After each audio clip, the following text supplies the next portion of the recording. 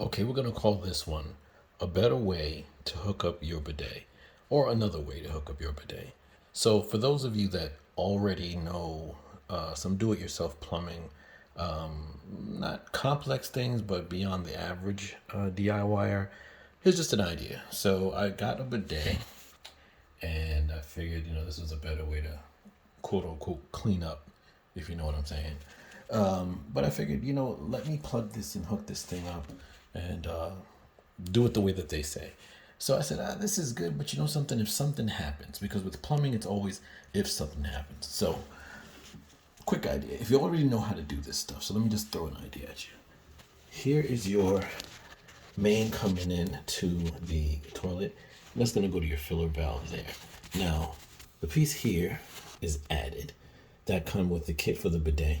And has a line that would normally go straight from here where the filler valve is, down the tube that would not exist, and then up into the bidet. But I figured if something goes wrong with this bidet, but nothing happens here, I don't want a line straight from there right to it, because then I have to turn off my main water in order to get anything, closed out or whatever, or swapped out to be fixed.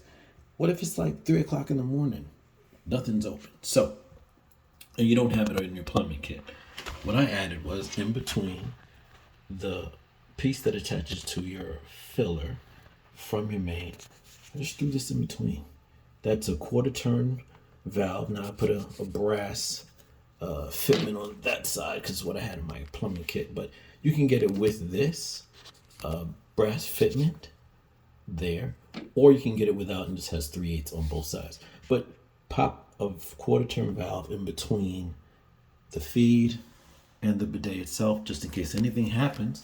You are not turning off your main, which cuts off your toilet. You're only knocking out this piece, cutting that off. That killed the water to here. You can fix whatever this is, get another bidet, fix it, swap it out, and then simply pop that off, and then turn the water back on to feed your new bidet, if that were to ever happen, or if there's an issue. And then, of course, you get your leak sensor.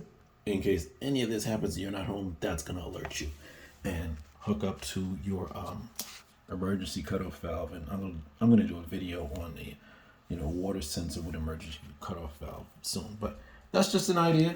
Let me know what you think in the comments. And yeah, happy plumbing.